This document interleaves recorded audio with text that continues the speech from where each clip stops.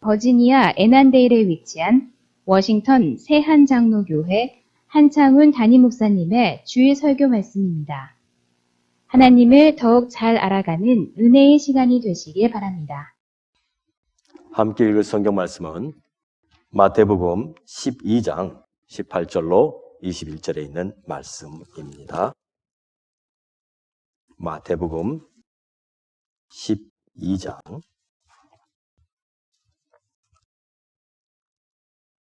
18절부터 21절까지 있는 말씀. 우리 다 같이 한 목소리로 읽도록 하겠습니다. 보라, 내가 택한 종, 곧 내 마음에 기뻐하는 바, 내가 사랑하는 자로다. 내가 내 영을 그에게 줄 터이니 그가 심판을 이방에 알게 하리라. 그는 다투지도 아니하며 들레지도 아니하리니 아무도 길에서 그 소리를 듣지 못하리라. 상한 갈대를 꺾지 아니하며 꺼져가는 심지를 끄지 아니하기를 심판하여 이길 때까지 하리니 또한 이방들이 그의 이름을 바라리라 함을 이루려 하심이니라. 아멘.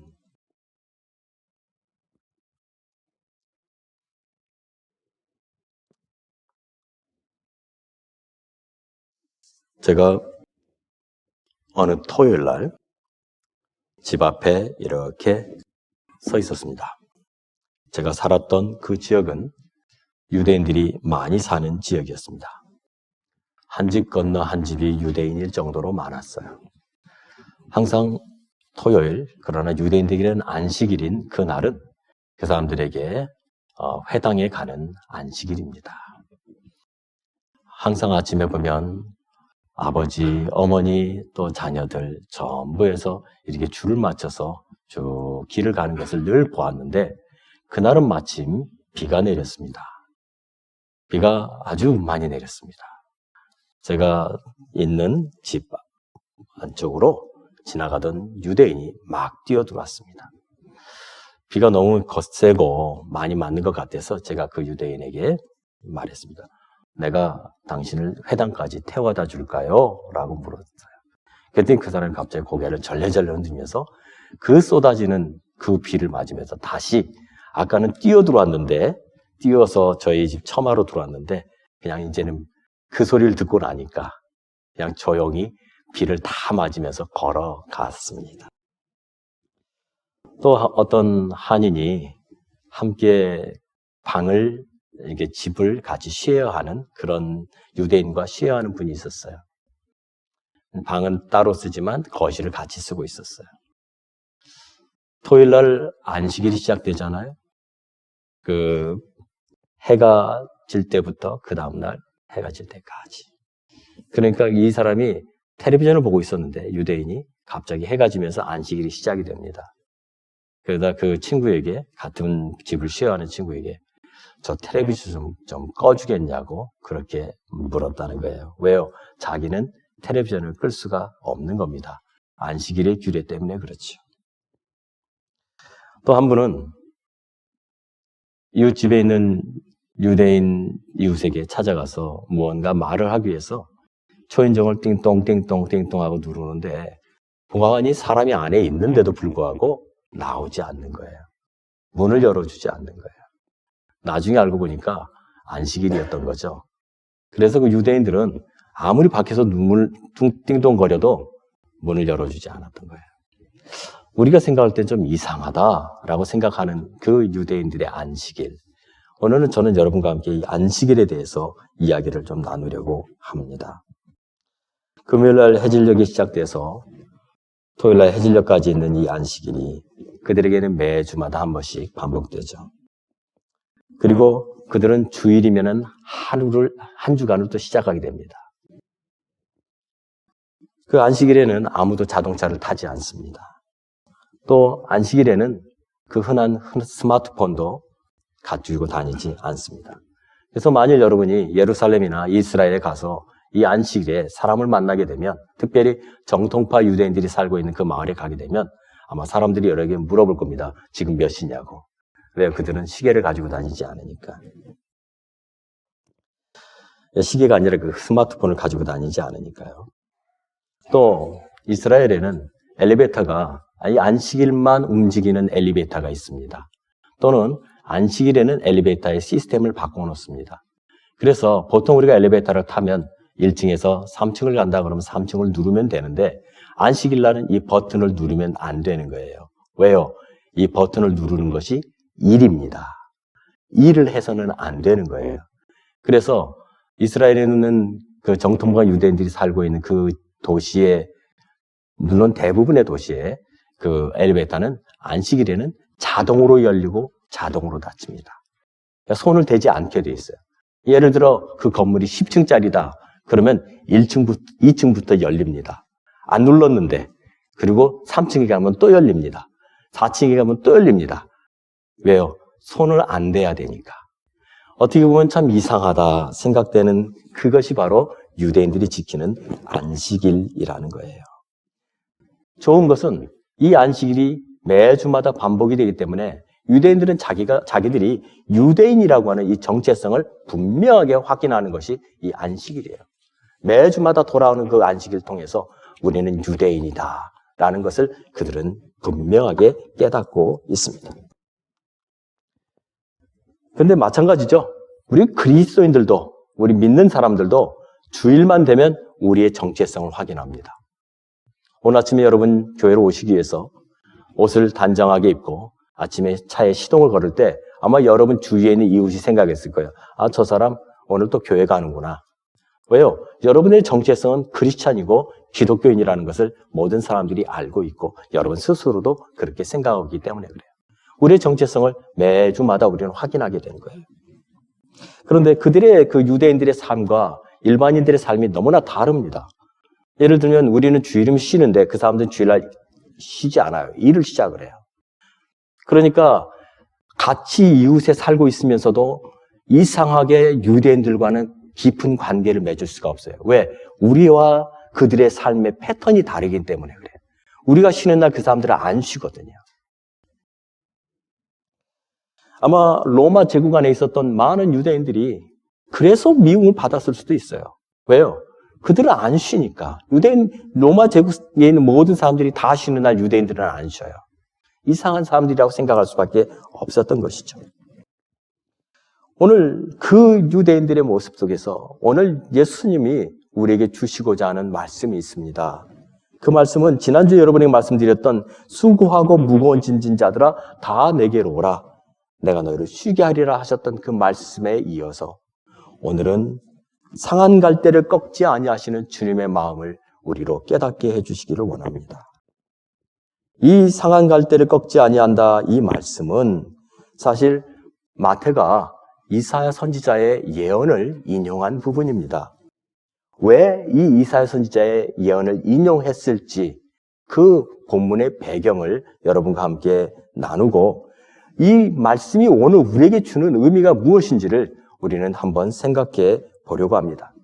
이 말씀엔 두 가지 배경이 있어요. 첫 번째는 안식일에 제자들이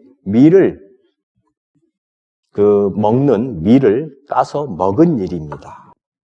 마태복음 12장 1절에 보면은 우리가 오늘 읽은 본문보다 앞에 있는 부분이에요. 그때 예수께서 안식일에 밀밭 사이로 가실새 제자들이 시장하여 이삭을 잘라 먹었다라고 성경은 말하고 있어요. 제자들이 배가 고팠습니다. 그래서 그냥 밀밭 속으로 들어가서 밀을 따서 그것을 먹었어요. 아주 평범한 행동처럼 보이지만 문제는 이것이 안식일의 한 행동이라는 것입니다. 그래서 마태복음 12장 2절에 바리새인들이 뭐라고 예수님께 말합니까? 바리새인들이 보고 예수께 말하되 보시오 당신의 제자들이 안식일에 하지 못할 일을 하나이다 라고 말해요. 안식일에 일을 했다는 거예요. 안식일에는 아무것도 하면 안 되는 것이죠. 유대인들의 법으로는 안식일에는 모든 일을 그만두어야 되는 거예요. 하나님만 예배하는 거예요. 좋은 뜻을 가지고 있는 안식일입니다. 그런데 문제는 그것이 지나쳐서 그들의 삶에 정말 중요한 걸 잃어버리고 살고 있다는 것이죠. 예수님은 예수님 그 바리새인들이 한 이 이야기, 당신의 제자들이 지금 하지 않아야 될 일을 하고 있습니다라는 말에 대해서 예수님이 세 가지 증거를 들면서 그렇지 않다라고 말씀하고 있습니다. 예수님의 말을 한번 들어보십시오. 첫 번째는 다윗도 똑같은 일을 했는데 다윗이 한 일을 잘못했다라고 말하지 않는다라는 거였어요. 마태복음 12장 3절로 4절에 이렇게 기록되어 있습니다. 여러분 성경 있으면 같이 찾아서 읽어도 괜찮겠습니다. 마태복음 12장 3절로 4절입니다. 예수께서 이르시되 다윗이 자기와 그 함께한 자들이 시장할 때 한 일을 잊지 못하였느냐? 그가 하나님의 전에 들어가서 제사장 외에는 자기나 그 함께한 자들이 먹어서는 안 되는 진설병을 먹지 아니하였느냐라고 성경은 말하고 있어요. 이게 무슨 사건이냐 하면 사무엘상 21장에 보면 다윗이 이제 사울을 피해서 도망을 갑니다.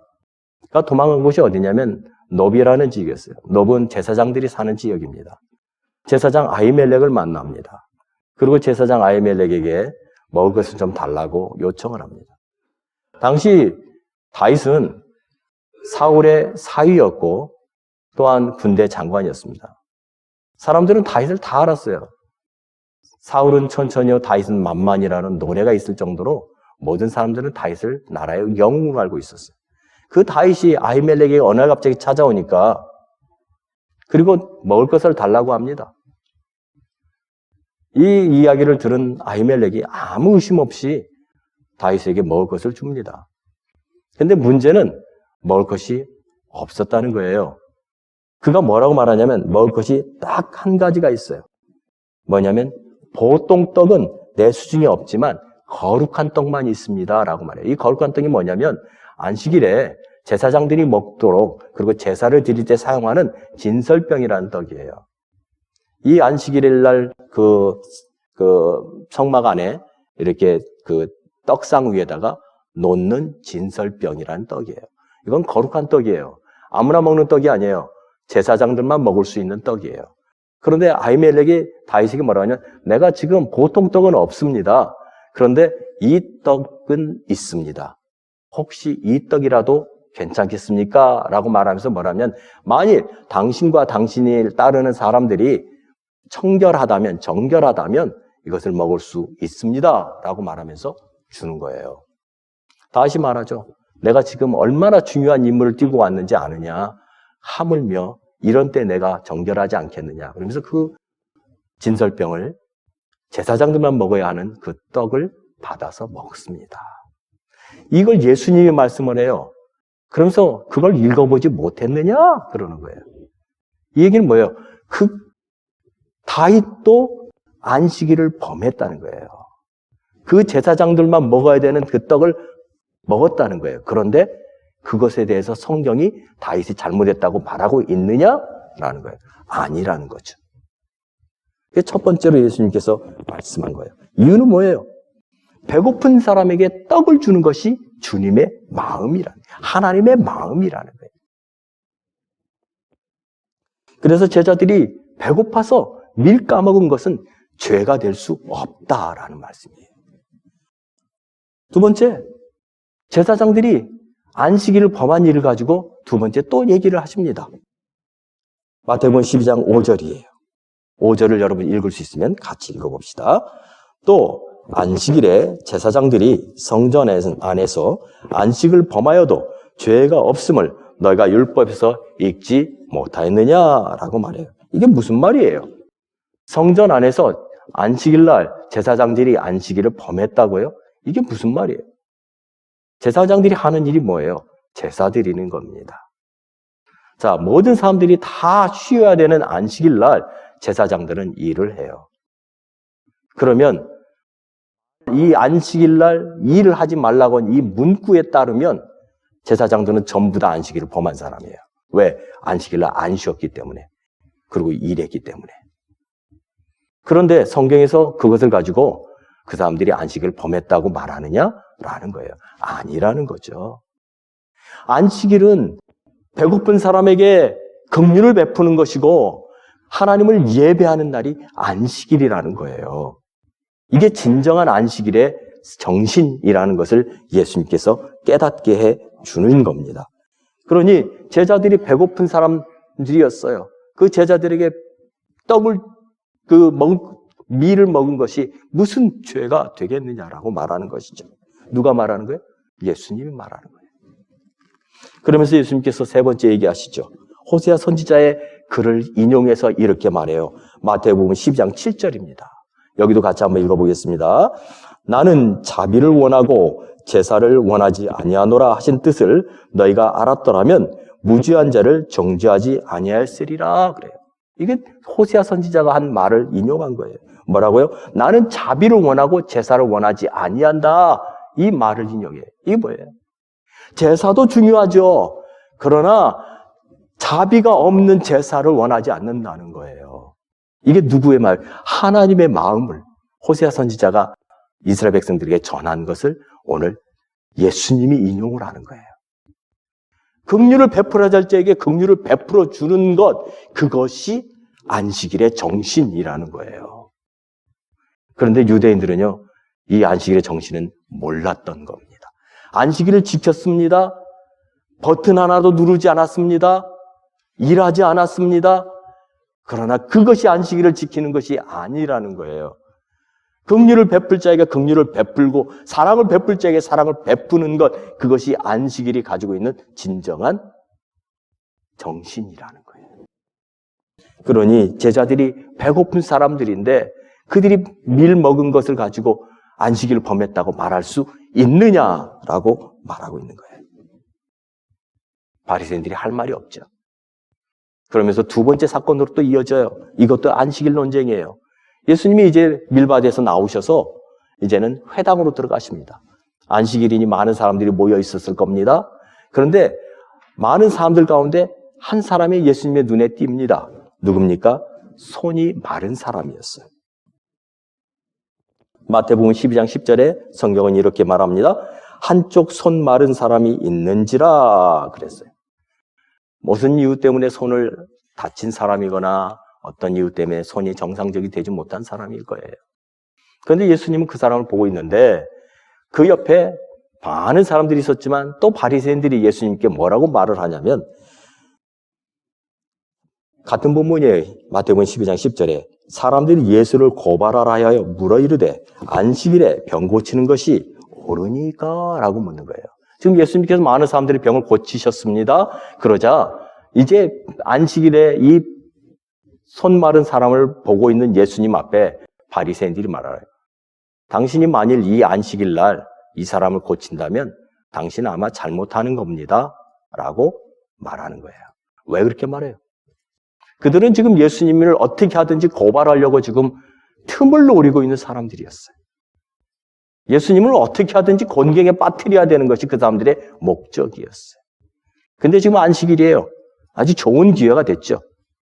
예수님이 저 사람을 고치면 안식일을 범하는 일을 한 겁니다. 그래서 안식일에 병을 고치는 것이 옳은 것입니까? 라고 물어보는 거예요. 물어보는 게 아니에요. 그런데 예수님께서 어떻게 하세요? 예수님 그들의 그 악한 마음을 다 알고 계셨어요. 그럼에도 불구하고 예수님은 그걸 피하지 않으셨어요. 그리고 그 병든 자의 손을 고쳐주셨습니다. 그런데 고쳐주시기 전에 예수님께서 이 말씀을 하세요. 무슨 말씀을 하냐면 마태복음 12장 11절에 있는 하나님 아버지의 마음을 깨달으라고 말해요. 마태복음 12장 11절이에요. 같이 한번 읽어보겠습니다. 예수께서 이르시되 너희 중에 어떤 사람이 양 한 마리가 있어 안식일에 구덩이에 빠졌으면 끌어내지 않겠느냐? 여러분, 이게 주인의 마음이에요. 지금 양은 이스라엘 백성들에게 아주 흔한 동물입니다. 그리고 그들은 다 목자예요. 양이 가다가 구덩이에 빠졌어요. 근데 그날이 안식일이에요. 만약 그 양이 내 양이 아니라면 안 쳐다봐도 돼요. 나하고 아무 관계 없는 거예요. 그 양이 죽든 말든 내 것이 아니기 때문에.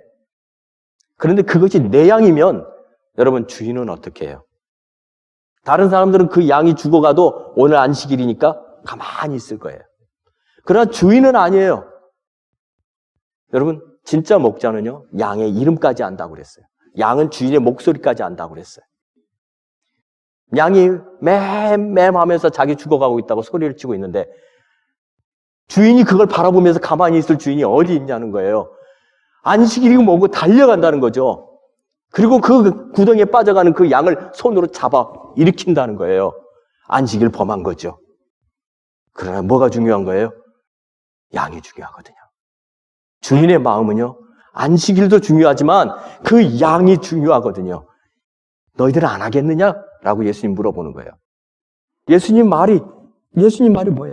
너희 중에 어떤 사람이 양 한 마리가 있어 안식일에 구덩이에 빠졌으면 끌어내지 않겠느냐라는 말은 다 끌어낼 거라는 거예요.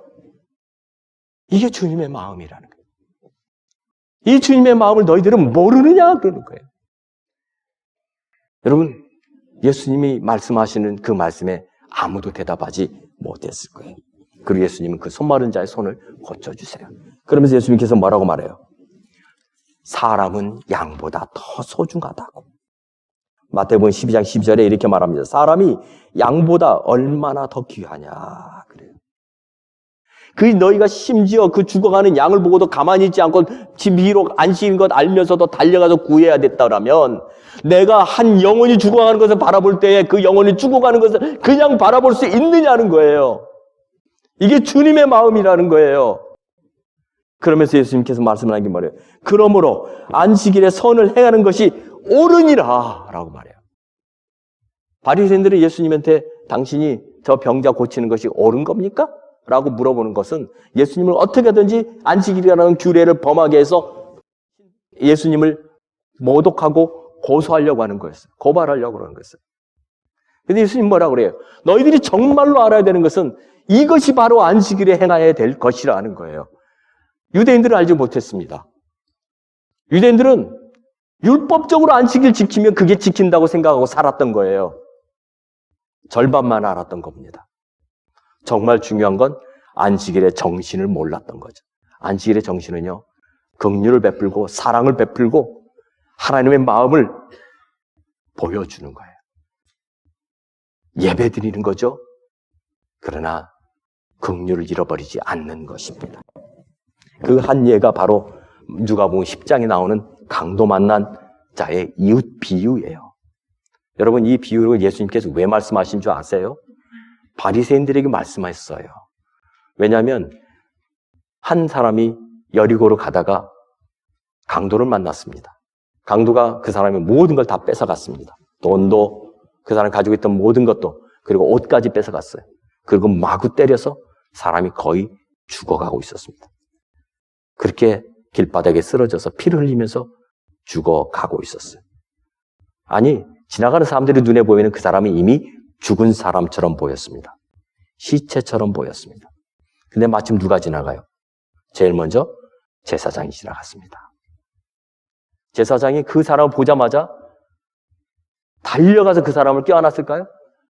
아니요. 그냥 지나갔어요. 왜요? 제사장이 나쁜 사람이었어요? 아니요.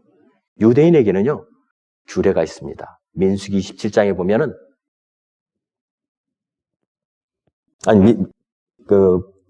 다른 규례, 레위기에 보면은, 시체를 만진 사람은 7일 동안 부정하다는 규례가 있어요.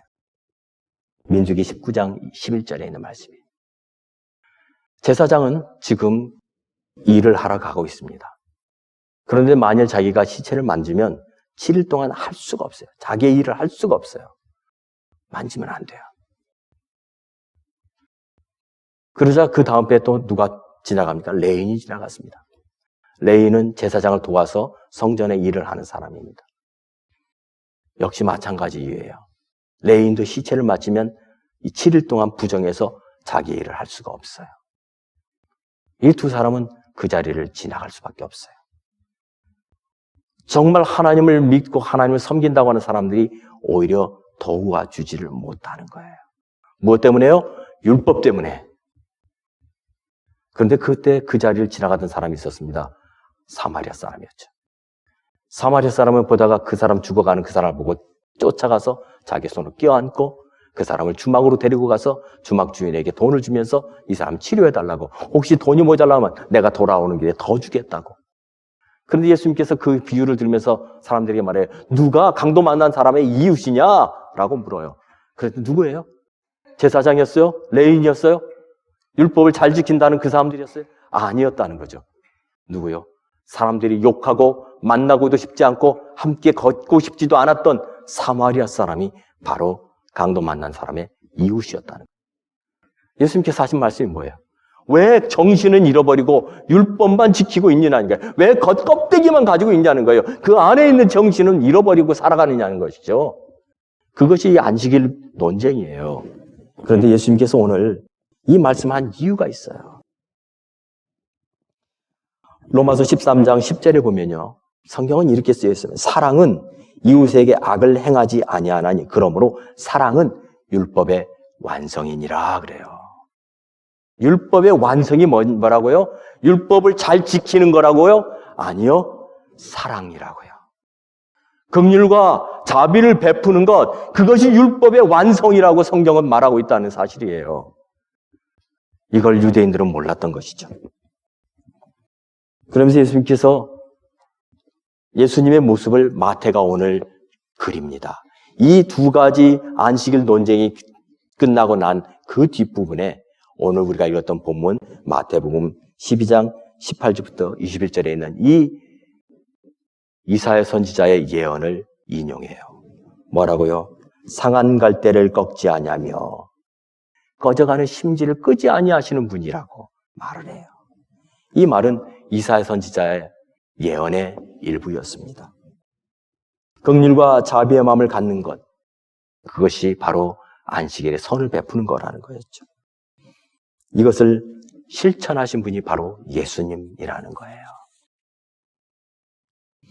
그러면서 예수님에 대해서 묘사하기를 마태복음 12장 19절, 그는 다투지도 아니하며 들레지도 아니하리니 아무도 길에서 그 소리를 듣지 못하리라. 20절에 상한 갈대를 꺾지 아니하며 꺼져가는 심지를 끄지 아니하기를 심판하며 이길 때까지 한다라고 성경을 인용합니다. 여러분, 여기에서 이건 누구에 대한 예언이에요? 예수님에 대한 예언이었어요. 그러면서 19절에 있는 그는 다투지도 아니하며 들레지도 아니하리니 아무도 길에서 그 소리를 듣지 못한다라는 이 말을 한번 생각해 보세요. 보통 이렇게 어떤 높은 사람이 한 마을에 지나가게 되면 그 사람보다 낮은 사람이, 그 사람을 수행하는 보좌관이 그 사람보다 먼저 와가지고 마을 사람들에게 소리를 칩니다. 여러분, 지금 여기 유명한 사람이 왔습니다. 아니, 누가 왔습니다. 왕이 왔습니다. 군주가 왔습니다. 그러면서 사람들에게 소리를 쳐요. 그럼 사람들이 왕이 왔다고 하면서 그 앞에 머리를 조아리고 엎드리는 거죠. 이것은 보통 그 시대의 풍습이었어요. 그 시대만 그렇습니까? 지금은 안 그렇습니까? 제가 예전에 한국에서 종로 길을 걷고 있었어요. 그런데 그때가 마침 대통령 선거 시즌이었던 것 같아요. 뒤에서 사람들이 소리를 치기 시작을 했어요. 대통령 누구? 그러면서 소리를 치는 소리가 너무 커서 뒤를 이렇게 돌아봤어요. 그랬더니 그때 대통령 선거 후보로 나왔던 어떤 분이, 유명한 분이 그 자리에 딱 있는 거예요. 그리고 그 사람 옆에 있는 보좌관들이 소리를 치면서 그 사람보다 훨씬 앞에서 소리를 치면서 사람들의 관심을 끌기 시작하는 거예요. 대통령 누구? 여러분이 다 아는 그 분이에요. 대통령 누구? 그러면서 이 사람은 이제 자기의 표를 얻어야 되니까 사람들에게 인사하기 위해서 나왔던 것이죠. 그러면서 사람들과 악수를 하기 전에 사람들은 그 사람이 누구라는 것을 그 옆에 있는 보좌관들이 큰 소리로 소리를 치면서 사람들을 모으기 시작하는 거예요. 이건 평범한 일이에요.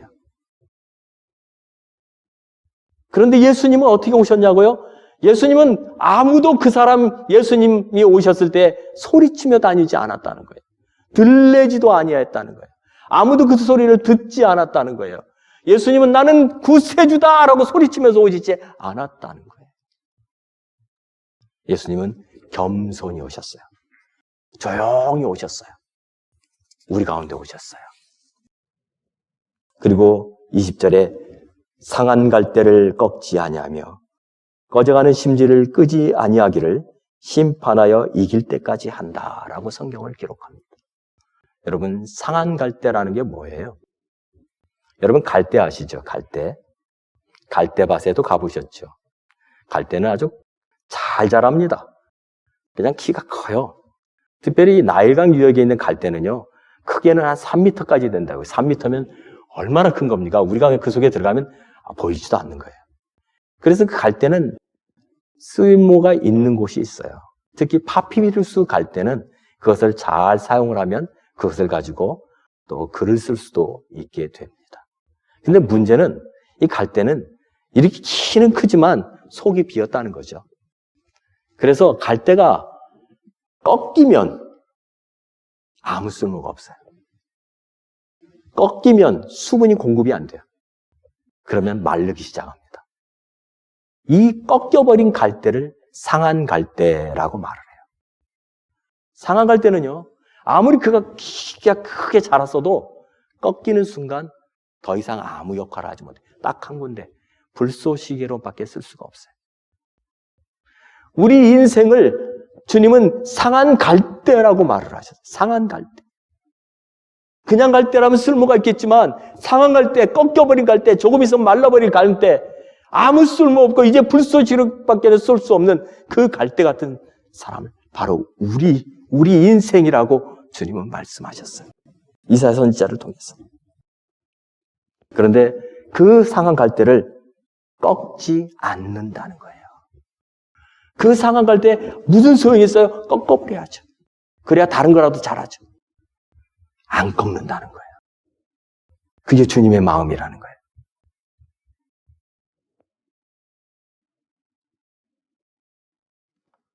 꺼져가는 심지. 여러분, 예전에 여러분 등잔불 써본 적 있으세요? 아마 우리 권사님들 중에 등잔불 써보신 그 시대에 사셨던 분들이 있을 거예요. 그렇죠? 또는 석유 골로 이런 걸 써보신 분들이 있죠. 거기에는 뭐가 있어요? 다 심지가 있어요. 심지가. 그래가지고 이 등잔불이나 석유 골로나 공통적으로 이 심지를 올립니다. 심지 끝이 이렇게 타 들어가면 점점점 작아지죠. 그럼 불꽃이 작아져요. 그러니까 불꽃을 세게 하기 위해서는 심지를 자꾸만 올려요. 근데 나중에 심지를 다 쓰면 이제는 올릴 곳이 없는 상태가 되면 그때는 그냥 불이 잘 안 붙거나 불이 붙어도 작거나 그러다가 바람이 불면 그냥 꺼져버려요. 왜요? 더 이상 쓸모가 없는 거니까. 심지가 없는 거니까. 꺼져가는 심지라는 게 이거예요. 아무런 밑에가 없어요. 이제 다 써버린 거예요. 그리고 바람이 불면은 견디질 못하는 거예요. 그냥 꺼져버리는 거예요. 그런데 그 꺼져가는 심지 같은 우리 인생을 그냥 두시지 않는다는 거예요. 그게 주님의 마음이라는 것입니다. 예수님이 사마리아 수가성 여인을 찾아갑니다. 요한복음 4장에 보면 사마리아 수가성을 찾아가는 예수님의 이야기가 나와요. 당시에 예수님이 갈릴리에서 유대로 가실 때 사람들은 다 사마리아를 지나지 않습니다. 사마리아가 갈릴리가 있고 유대가 있으면 사마리아는 가운데에 있죠. 그럼 사람들은 이 지역을 지나서 돌아가며 왜요? 사마리아 사람들을 안 만나고 싶으니까. 상종하고 싶지 않으니까. 근데 예수님은 사마리아 수가로 지나가시기를 원하셨어요. 그래서 그것도 가장 정오에 아무도 지나다니지 않는 가장 뜨거운 시간에 예수님은 사마리아 수가에 도착하셨어요. 제자들은 이해 못했습니다. 빨리 가려고 그렇게 하셨을까요? 아니요. 빨리 가려고 그렇게 하신 것이 아니었어요. 예수님의 목적이 있었어요. 상한 갈대 같고 꺼져가는 심지 같은 한 영혼을 만나기 위한 예수님의 목적이었어요. 누구를 만납니까? 한 여인을 만나죠. 우물가에 물을 길러 한 여인이 옵니다. 정오였어요. 가장 뜨거운 태양빛 아래 한 사람이 와요. 아무도 다니고 싶어 하지 않는 시간이에요. 그런데 누군가 한 명이 와요. 왜요? 그 여인은 사람들을 얼굴을 피해 살아야만 하는 한 여인이었어요. 너무나 부끄러워서. 자기 생활이 너무 부끄러운 사람이어서 심지어 같은 사마리아 사람들조차도 그 사람을 업신여기기 때문에 사람들을 피해서 나와야 했던 사람이 한 명 있었어요. 사마리아 여인이었어요. 그 여인을 예수님은 기다리고 계셨어요. 그리고 예수님이 그 여인이 왔을 때 말을 거십니다. 보통 유대인들은 사마리아 사람들과 말도 하지 않아요. 그런데 예수님이 말을 거니까 그 여인이 깜짝 놀라요. 그러면서 그 여인에게 예수님이 말합니다. 내 남편을 데려오라 그래요. 그러자 그 여인이 뭐라고 그래요? 저는 남편이 없습니다. 그래요. 그러니까 예수님이 뭐라고 그러냐? 맞다. 네 말이 맞다. 네가 지금 5명의 남편이 있었고 과거가 상당히 복잡한 여인이죠. 지금 또 한 남편과 함께 살고 있지만 그 사람도 내 남편이 아니다 라고 말하는 거예요. 그러자 여전히 깜짝 놀라는 거예요. 맞습니다. 맞습니다. 이거 뭐예요? 아무리 사랑을 받고 싶어서 결혼하지만 사랑받지 못해요. 또다시 버림받아요. 또 다른 남자하고 또 어떻게 해서 살았는데 그 사람으로부터 사랑도 못 받아요. 또 버림받아요. 그러다 또 새 생활을 하고 싶어서 또 어떤 남자하고 결혼해서 사는데 또 버림받아요. 몇 번이요? 5번. 5번이나 버림받은 여자가 지금 또 어떤 남자 옆에 살아요. 여러분, 그 시대의 여인은 혼자 살 수 없었습니다. 그 시대의 중동의 모든 문화는 남자 중심 문화였어요. 여인들은 아무것도 혼자 할 수 있는 게 없었어요. 그러니까 누군가 살아야 되는 거예요. 좋든 싫든 살아야 되는 거예요. 살아주기만 해도 고마운 거예요. 그런데 그 남편으로부터 사랑받지 못하고 있다는 거예요. 얼마나 불쌍한 여인이에요. 그러니 자기 같은 사마리아 사람들조차도 자기는 보고 싶지 않은 거예요. 부끄러워서 아무도 다니지 않는 그 시간에 그는 정오에 불을 길러 옵니다. 상한 갈대 같은 영혼이요. 꺼져가는 심지 같은 영혼이 그곳에 나타났을 때 예수님께서 생수를 주시지 않아요. 그러자 그 여인이 뭐라고 그래요? 그 생수 나 좀 먹게 해달라고. 영원히 목마르지 않는 그 물 좀 나 좀 먹게 해달라고. 그러자 예수님께서 바로 내가 그다 그러시잖아요. 그 영혼은요, 굶주린 영혼이었고 상한 영혼이었고요, 갈대 같은 영혼이었어요. 근데 그가 예수님을 만나요. 예수님, 그 사람이 하는 얘기가 뭐예요? 우리 조상들은 말하길 이 그리심산에서 예배드리고 당신들 유대인들은 저 예루살렘 성전에서 예배드린다는데, 그러자 예수님께서 그래요. 예배하는 자는 신령과 진정으로 예배를 드릴지니라 그래요.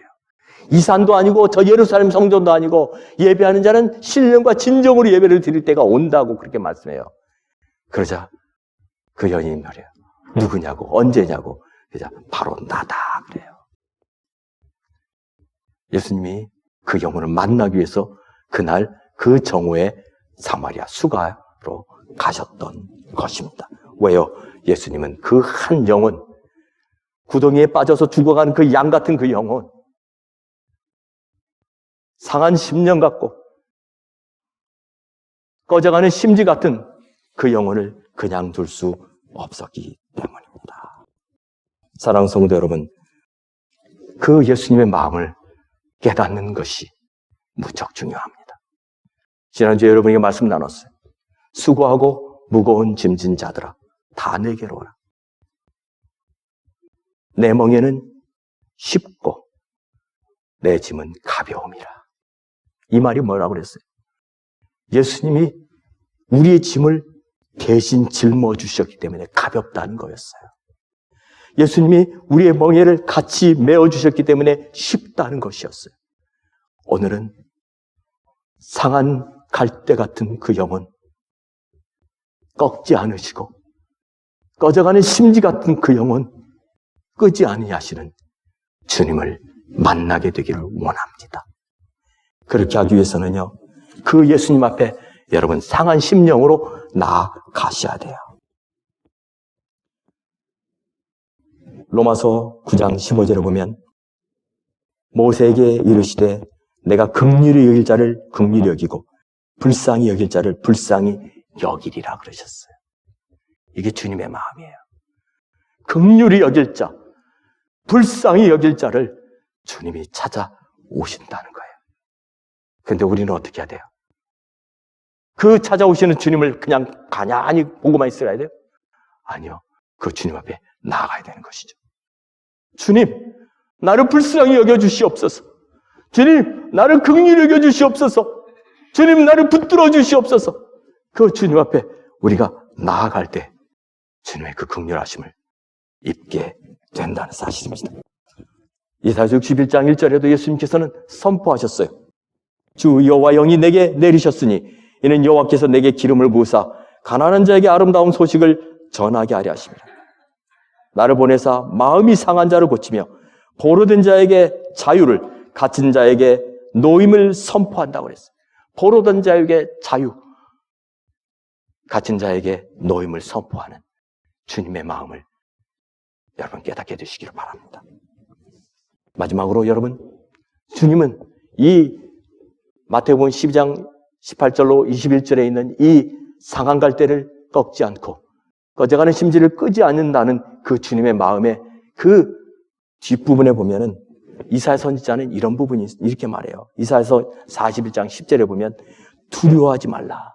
내가 너와 함께함이라. 놀라지 말라. 나는 내 하나님이 됨이라. 내가 너를 굳세게 하리라. 참으로 너를 도와주리라. 참으로 나의 의로운 손으로 너를 붙들리라. 분명하게 약속하고 있습니다. 이 약속의 말씀을 붙잡고 주님 앞에 믿음으로 나아가시는 우리의 모든 성도님 되시기를 예수님의 이름으로 부탁드립니다. 기도하겠습니다. 이 시간 우리 같이 기도할 때 상한 갈대 같은 우리, 꺼져가는 심지 같은 우리를 긍휼히 여겨달라고, 그리고 그 은혜 가운데 나아가 달라고 합심으로 기도합시다.